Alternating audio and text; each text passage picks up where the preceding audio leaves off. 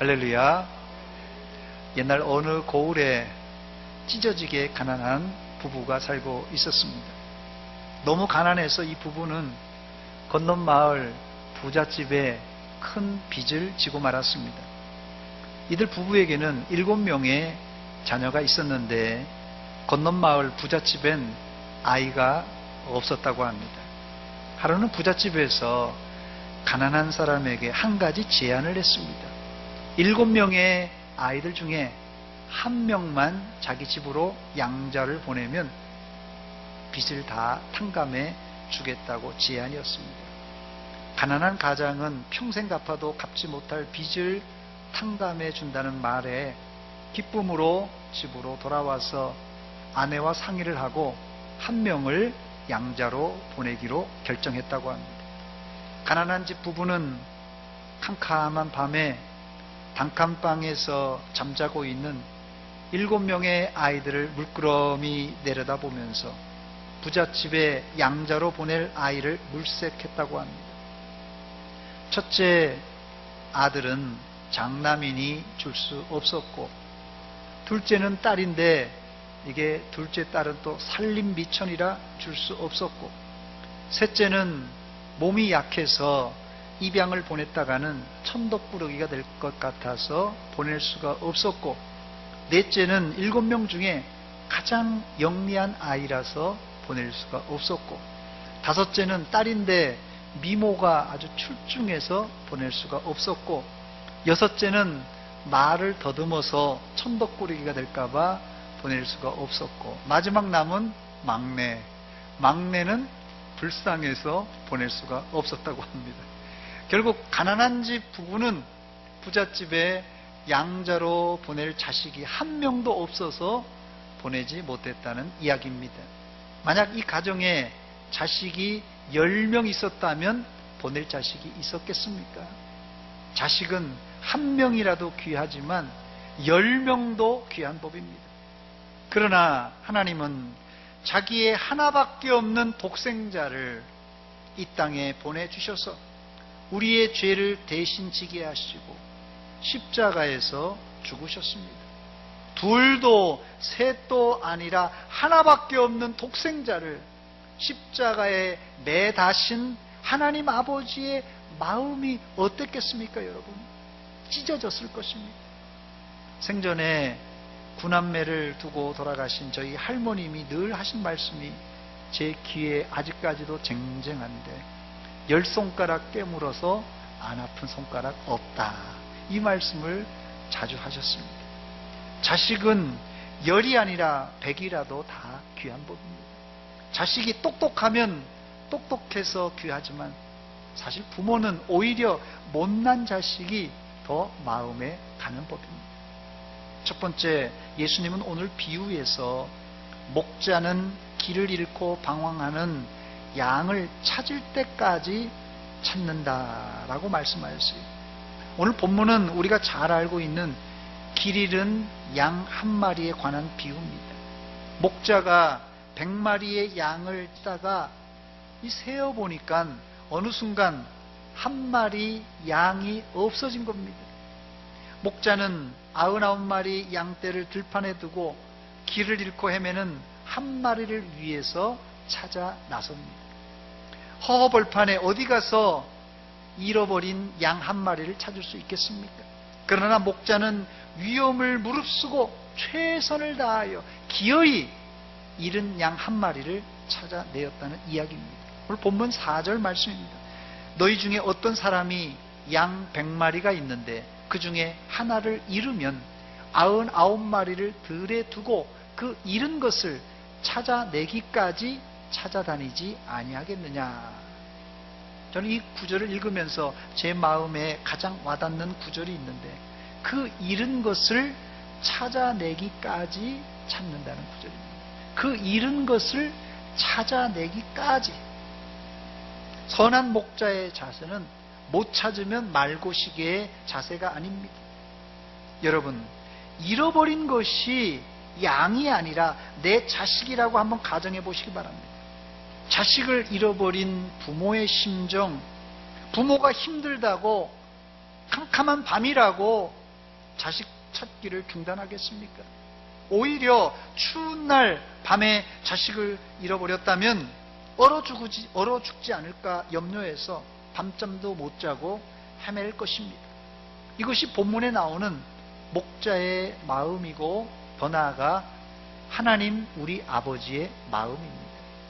여러분들도 이번 미랄 추수잔치에 한 마리 양도 포기하지 않는 목자의 마음으로 하나님의 잃은 양을 찾도록 끝까지 찾는 성도들아 되시기를 주의 이름으로 축원합니다.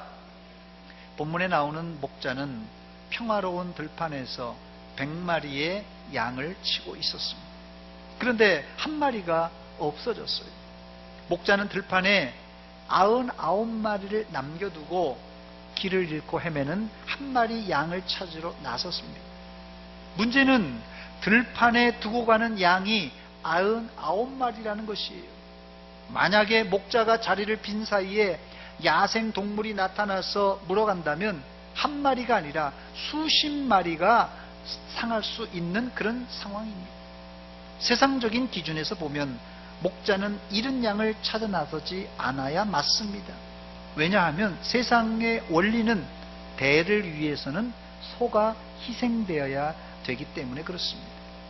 그러나 목자는 한 마리 잃은 양을 위해서 99마리의 위험을 감수하고라도 찾아 나섭니다. 이것이 세상 기준과 성경의 가치관의 차이입니다. 지난번 중북교회 송경호 장로님께서 오셔서 이 전도 간증을 하시면서 하신 말씀이 아직도 제 귀에 쟁쟁한데, 이 송 장로님이 자신의 생업인 인쇄소까지 문을 닫고 전도하셨다는 대목입니다. 예수 안 믿는 사람은 물론 심지어는 예수 믿는 사람들까지라도 이 사실을 볼 때 너무 지나치다, 혹은 자기 생업을 문을 닫아놓고 전도한다는 게 저 사람 미친 사람 아닌가, 이렇게 생각할 수 있는 대목입니다. 저도 내심 여러 날 인쇄소를 닫고 전도하신다고 해서 혹시 쫄딱 망하지는 않았을까 걱정했는데, 아직까지 전도하러 다니신다는 거 보니까 사업이 안 망한 모양입니다. 오히려 문을 닫아서 장사하지 못한 만큼, 아니 그 이상 10배, 100배로 하나님께서 부어주셨다는 간증을 하셨습니다. 하나님은 하나님의 말씀에 순종하는 자를 결코 망하게 내버려 두지 않습니다. 이것이 큰 희생을 감수하고 이 99마리를 들판에 두고 한 마리 잃어버린 양을 찾아 나선 자의 축복입니다. 이 대목에서 우리도 전도 안 할 수 없겠죠. 저를 한번 따라서 하시기 바랍니다. 우리도 전도합시다. 우리가 생업을 다 포기하고 전도할 수는 없지만 우리가 할 수 있는 데까지는 전도를 해야 됩니다.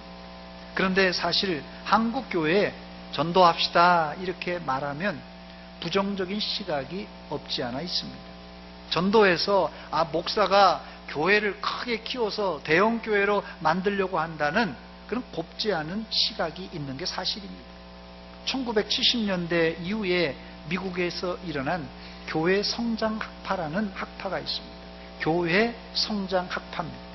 이 교회 성장 학파는 교회 부흥이 하나님의 뜻이라는 전제 아래 이제 교회를 크게 키워놓은 그런 학파입니다. 이 교회 성장 학파는 우리나라 교회에도 상당히 큰 영향을 끼쳤습니다. 실제 80년대, 90년대 미국 교회나 한국 교회 부흥에도 이 거의 교회 성장 학파 목사님들이 주도를 했습니다. 그러나 이런 인위적인 부흥엔 여러 가지 부작용이 속출했습니다.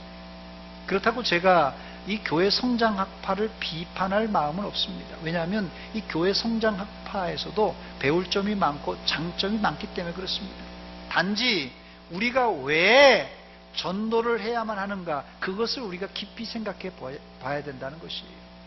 교회를 크게 일으켜서 대형 교회를 만들기 위해서 우리가 전도해야 되는가, 아니면 다른 목적이 있는가?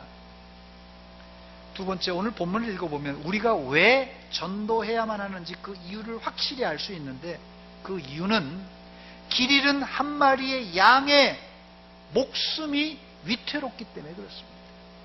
여러분, 교회를 이제 부흥시켜서 성장시켜서 크게 하는 것은 그 다음 이야기입니다.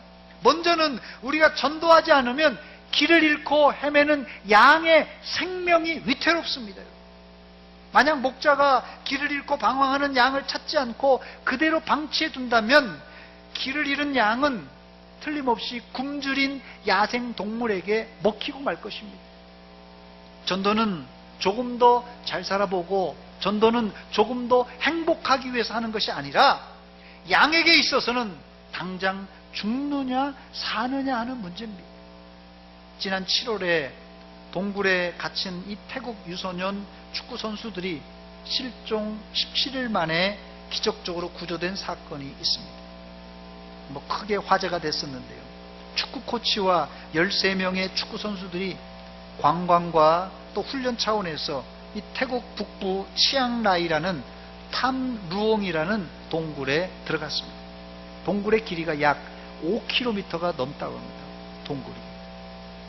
그런데 이 아이들이 들어갈 때만 해도 날씨가 좋았는데 아이들이 동굴에 들어간 이후에 비가 억수같이 내려서 입구를 막아버려서 삽시간에 아이들이 동굴에서 갇히고 말았어요. 다행히 그 깊숙한 곳에는 이제 피신할 이 지역이 있었던 모양입니다. 만약 사람들이 아이들이 동굴에 갇혀 있다는 사실을 알고도 그들을 구출하지 않았다면 어떻게 되었을까요? 물이 차 있으니까 못 나오니까 물이 빠지기만 기다렸을 텐데 아마 동굴 속에 있는 물이 빠지기 전에 이 아이들이 굶어 죽었을 것입니다.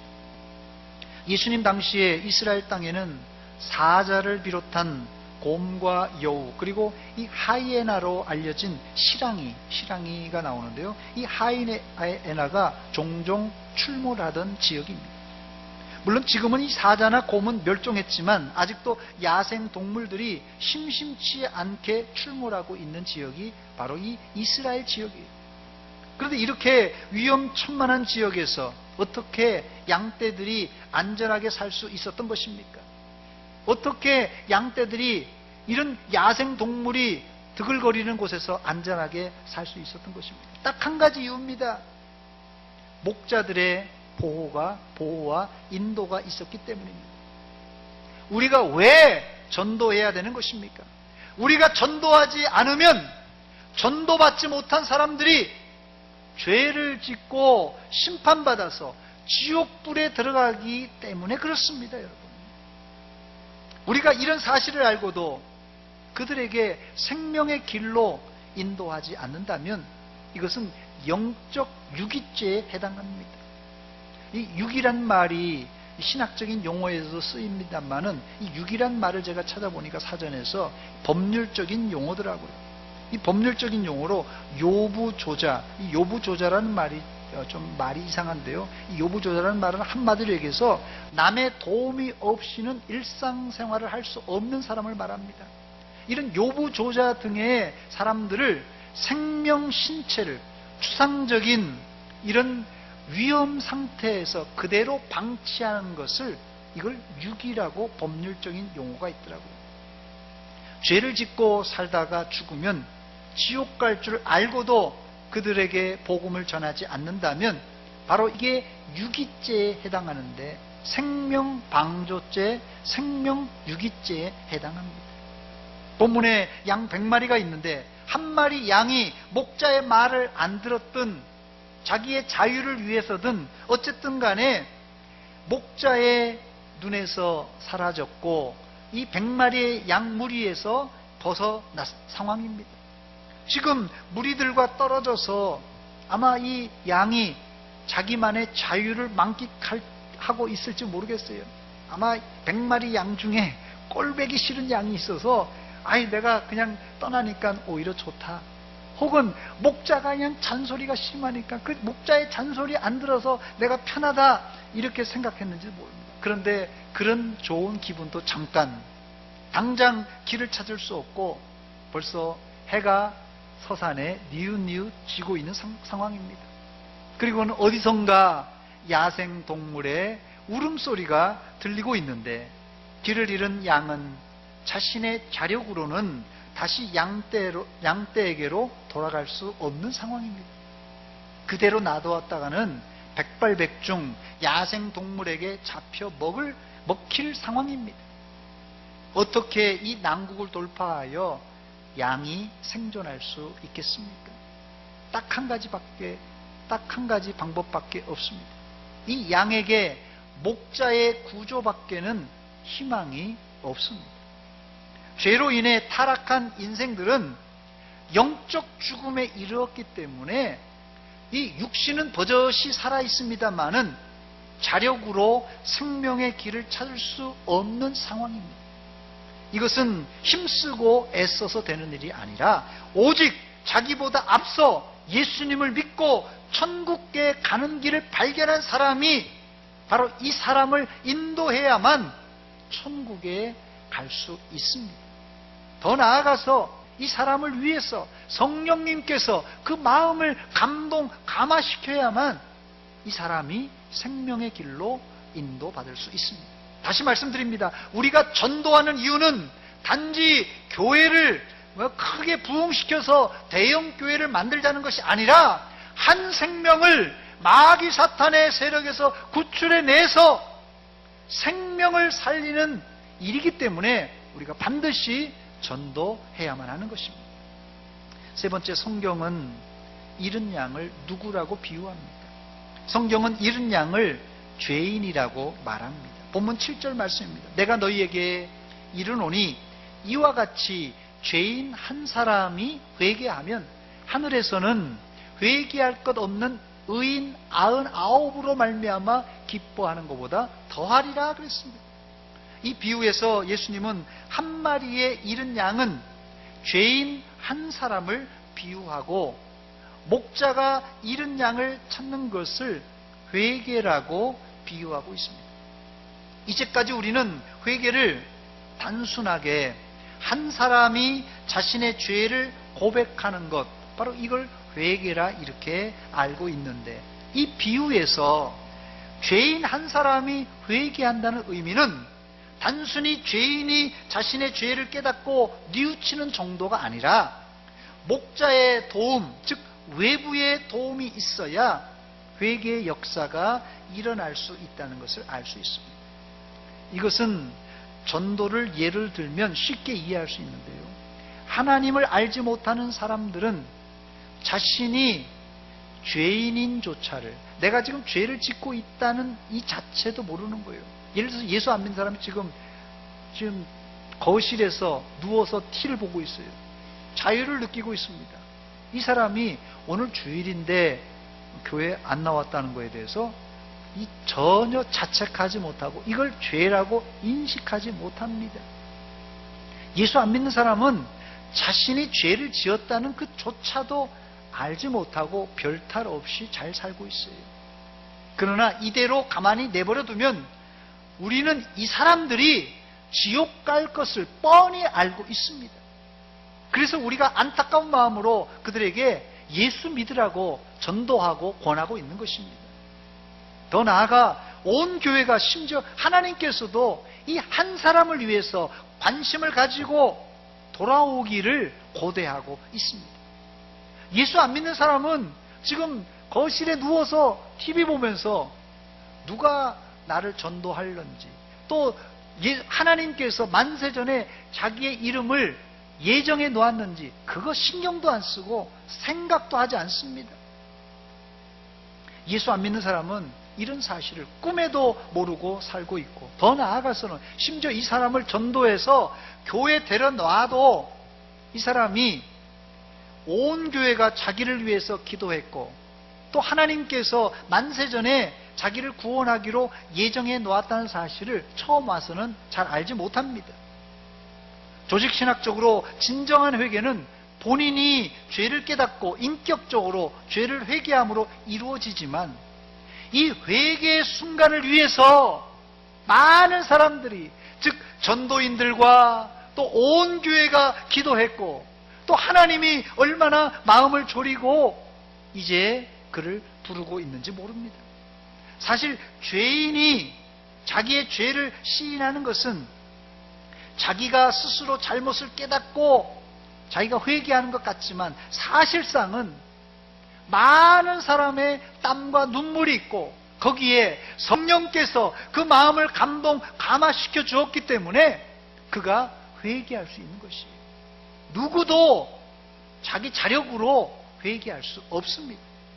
우리가 전도해야 되는 이유는 성령께서 우리가 작정한 태신자의 마음을 움직여서 예수 믿을 수 있도록 감화시켜 달라고 우리가 기도하는 거고 또 전도하는 것입니다. 이른 양에게 목자가 꼭 필요하듯이 죄인에게는 그들을 예수님께로 인도하는 전도인과 또 성령의 역사가 반드시 필요합니다. 네 번째로 전도의 결과를 살펴보고 말씀을 맺도록 하겠습니다. 지난주에 바울 사도가 구원받은 이후에 평생 선교와 전도를 한 후에 나중에 주님 앞에 설 때 뭘 받는다고 그랬죠? 의의 면류관이 예비되었다 그랬어요. 그래서 선교와 전도, 주의 일을 많이 하다가 하나님 앞에 가면 면류관 받게 되어 있습니다. 오늘 본문엔 전도한 사람에게 면류관은 물론이거니와 전도는 하나님의 마음을 가장 기쁘게 하는 행동이 바로 이 전도입니다. 본문 7절 말씀입니다. 내가 너희에게 이르노니 이와 같이 죄인 한 사람이, 두 사람도 아닙니다. 죄인 한 사람이 회개하면 하늘에서는 회개할 것 없는 의인 99으로 말미암아 기뻐하는 것보다 더하리라 그랬어요. 여기 제가 성경을 찾아보니까 비교급으로 써 있더라고요. 그런데 이 표현은 비교급으로 썼지만 내용상은 최상급의 표현입니다. 하늘에서의 가장 큰 기쁨이 한 죄인이 회개하고 하나님께 돌아오는 그런 일입니다. 하나님이 우리가 드리는 예배 기뻐하십니다. 기도 기뻐하십니다. 찬송 기뻐하십니다. 헌금도 기뻐하십니다. 봉사하는 거 기뻐하십니다. 그러나 이런 것들을 다 좋아하십니다마는 이런 것들을 다 합쳐도 전도하여서 한 영혼이 하나님께 돌아오는 그 기쁨보다는 못하다는 것이에요. 예배가, 기도가, 찬송이, 헌금이 이게 잘못됐다는 것이 아니에요. 그것도 귀하지만 이런 것 다 합쳐도 죄인 한 사람이 하나님께 회개하고 돌아오는 그 기쁨보다는 못하다는 것입니다. 이것이 하늘의 기쁨이에요. 하나님이 그렇게 기뻐하는 게 죄인 한 사람이 회개하고 돌아오는 길입니다. 하늘의 기쁨이 있다면 전도한 사람에게는 이 땅의 기쁨도 체험하게 되는데, 본문 5절과 6절입니다. 또 찾아낸 즉 즐거워 어깨에 메고 집에 와서 그 벗과 이웃을 불러 모으고 말하되 나와 함께 즐기자. 나의 잃은 양을 찾아내었노라 하리라. 양을 찾고 제일 먼저 목자가 기뻐합니다. 목자가 너무 기뻐합니다. 목자가 즐거워 어깨에 메고 했어요. 양을 찾고는 너무 기뻐서 아예 그냥 양을 자기 어깨에 맸어요. 그리고는 집으로 돌아왔습니다. 이와 같이 전도한 사람에게는 큰 기쁨이 있습니다. 여러분, 혹시 살면서 기쁨을 잃어버렸습니까? 큰 기쁨을 원하십니까? 전도하시기 바랍니다. 정말이에요. 생명을 찾는 자에게 하나님께서 큰 기쁨을 주셔요. 기쁨을 잃어버린 분들, 큰 기쁨을 원하시는 분들 꼭 전도하시기 바랍니다. 저희 가정 이야기입니다. 양해하고 들어주시기 바랍니다. 큰아이를 임신하고 출산할 때입니다. 제 아내가 2박 3일 동안 진통을 하고 그래도 아이가 나오질 않는 것입니다. 최종적으로 산모가 너무 힘들다고 이 간호사가 산모가 보호자 면담을 요청했다는 것이에요. 제가 분만실에 들어가서 보니까는 산모가 거의 기진맥진 탈진한 상태입니다. 제 아내가 이 진통이 너무 심하니까 이 진통이 말이에요. 꼭 이 허리에서 오더라고요. 이게 힘을 줘야 될 부분에서 와야 되는데 이게 허리가 아프다고 그러더라고요. 이 진통이 너무 심하니까 제가 처음 봤습니다. 이빨을 막 부두둑 하는 게 너무 아프니까. 그러면서 저한테 제왕절개 수술을 해달라는 것입니다. 그러면서 덧붙여서 너무 아프니까 이제 수술 안 해주면 다시는 아이를 안 낳겠다고 협박까지 하는 것입니다. 그래도 제가 부드러운 남자인데 냉정하게 조금만 더 힘써 보라고 하고는 뒤돌아 나왔습니다. 제가 일평생 제 아내한테 미안하게 생각하는 게 바로 이 대목입니다. 제가 지금도 그래서 기를 못 쓰고 있습니다. 제가 분만실에서 나온 지 채 30분도 안 되어서 의사가 황급히 저를 찾아와서는 수술 동의서에 사인을 하라는 것입니다. 너무 진통을 하다 보니까 이 아이 목에 이 탯줄이 이제 감겨버렸고, 뭐 그건 문제가 아닌데 아이가 뱃속에서 너무 진통이 심하다 보니까 태변을 싸버린 거예요. 결국 제왕절개 수술을 응급으로 하여서 아이를 출산했습니다. 다행히 산모도 아이도 건강했습니다. 그런데 이 진통을 하면서 제 마음에 둘째 아이를 안 낳겠다는 마음이 자꾸 걸리는 거예요. 아이는 낳긴 낳는데 수술을 했으니 일주일 동안 입원을 하고 태어나기 전날 밤입니다. 일주일 딱 됐을 때 제 아내가 아이에게 젖을 먹인 후에 편안히 누워서 저에게 이런 말을 하는 것입니다. 여보, 둘째는 언제 낳을까요? 네, 저는 깜짝 놀랐어요. 막 너무 아프니까 이를 부두둑 갈면서 내가 둘째 안 난다고 막 아주 그냥 눈을 그냥 막 크게 뜨면서 그냥 막 저한테 과음을 치르는 거예요. 그런데 아이를 낳고 나서 일주일 만에 둘째를 언제 낳을까 이런 얘기를 하더라고요. 이게 바로 생명을 잉태하고 출산한 이 산모의 기쁨입니다. 너무 기쁘니까 일주일 전에 그 아팠던 그 아픔이 다 사라진 것이에요. 둘째를 안 갖겠다는 그 마음이 이 출산 이후에 눈 녹듯이 사라지고 둘째를 또 낳고 싶은 마음, 바로 이런 마음이 출산한 산모의 그런 마음입니다. 아이를 낳아본 분들은 이 말이 무슨 뜻인지 알 것입니다. 바로 이 기쁨이 누구에게요? 전도한 사람에게 있는 기쁨입니다. 전도를 해보면 이런 기쁨이 있다는 거예요. 세 번째, 전도하면 누구가 기쁩니까? 벗과 이웃들, 주변 사람들도 기뻐요. 6절에 보니까 집에 와서 그 벗과 이웃을 불러 모으고 말하되 나와 함께 즐기자, 나의 잃은 양을 찾아 내었노라 그랬어요. 목자는 집으로 돌아와서 가족은 물론 친구들과 이웃을 불러서 양을 찾은 기쁨을 함께 나누고 있습니다. 지금은 이 아이의 성별을 가르쳐 주더라고요. 요새는 가르쳐 주죠? 가르쳐 줍니까? 예, 산부인과에서 가르쳐 줘요? 예. 저희 때는 이 아이의 성별을 가르쳐 주는 것이 법으로 금지되어 있었습니다. 그래서 제가 우회적으로 이제 마지막 막달 때입니다. 이제 산부인과 검진을 갔을 때 성별이 너무 이게 궁금한 거예요. 그래서 선생님, 아이의 옷을 준비해야 되는데 분홍색으로 할까요? 파란색으로 할까요? 이렇게 물어봤습니다. 그런데도 그 양 과장님이신데 아주 좀 고지식하신 어른이에요. 그 의사 선생님이 뭐 대꾸도 안 하는 것입니다. 저희 때는 보통 이렇게 대꾸가 없으면 막달이니까 여자 아이일 것이다 이렇게 생각할 때입니다. 그런데 제왕절개 수술을 한 후에 간호사가 나오면서 하는 말이 3.8kg의 건강한 왕자님입니다. 축하드립니다. 이러는 것입니다. 그 자리에 돌아가신 우리 장모님, 또 처형, 또 제가 이렇게 있었는데 저는 창피한지도 모르고 병원이 막 떠나갈도록 소리를 질렀습니다. 다들 딸로 알고 있었어요. 저희 딸이 들으면 또 좀 서운할지 모르겠는데 그 당시만 해도 이 아들을 선호할 때입니다. 아이는 이 아내가 낳았는데 온 가족이 기뻐서 난리가 났습니다. 그때는 이 문자가 일반적이지 않아서 제가 일일이 전화를 이제 친지들하고 친구들에게 전화를 했는데 제가 전화를 하다 보니까 어느 순간 사람들의 반응이 좀 썰렁하더라고요.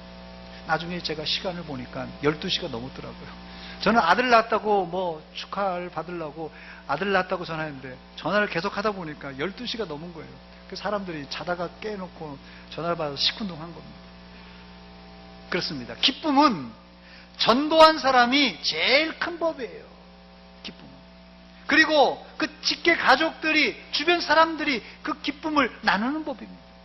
교회가 이런 기쁨으로 넘쳐나야 바로 그런 교회가 생명력 있는, 살아있는 교회인 줄 믿습니다.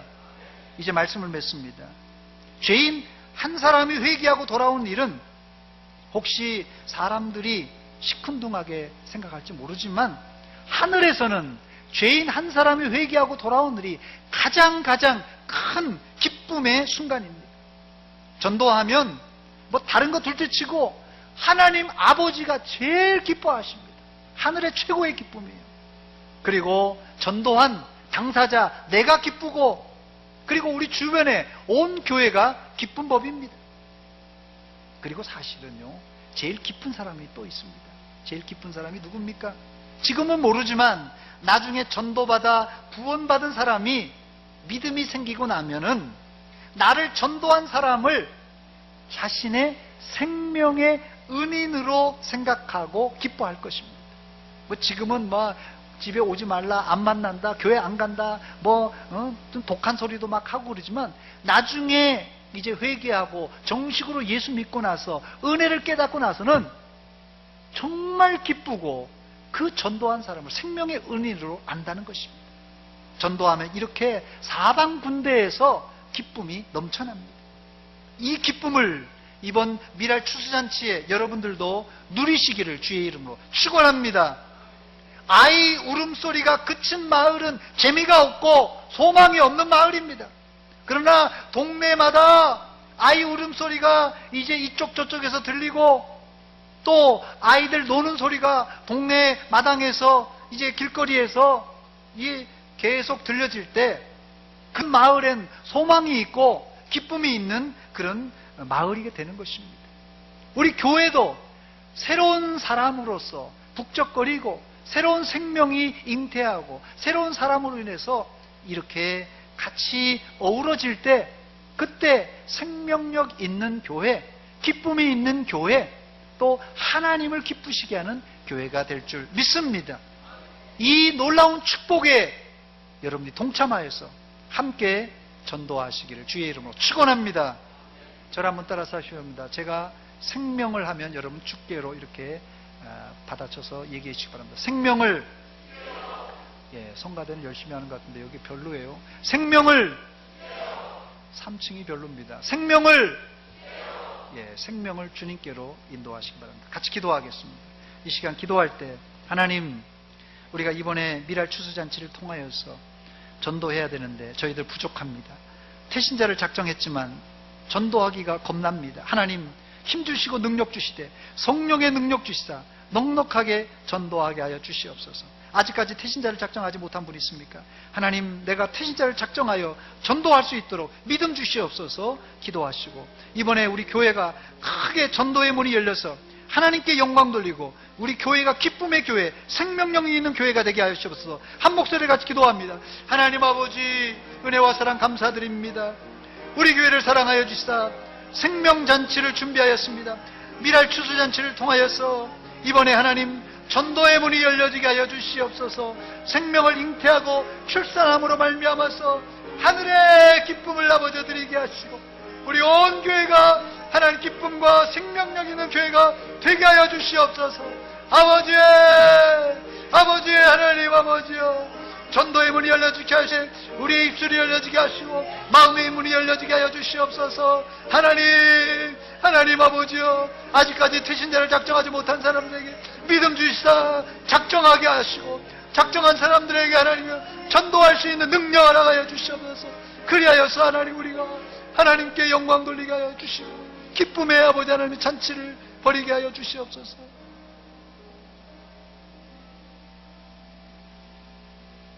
하나님 아버지, 은혜와 사랑 감사드립니다. 이 아침에 저희들 하나님께 나와서 말씀으로 도전받습니다. 우리가 밋밋하게 신앙생활하지는 않습니까? 생명을 살리는 산파의 역할을 잘 감당하여서 먼저는 하나님께 영광 돌리고 우리 안에 기쁨이 회복되며 온 교회가 기쁨이 넘치는 생명력 있는 교회가 되게 하여 주시옵소서. 이를 위해서 누가 하라 마라가 아니라 자원하는 마음으로 전도하게 하시고 태신자들이 주께 돌아오는 놀라운 역사가 있게 하여 주시옵소서. 예수님의 이름으로 기도하옵나이다. 아멘.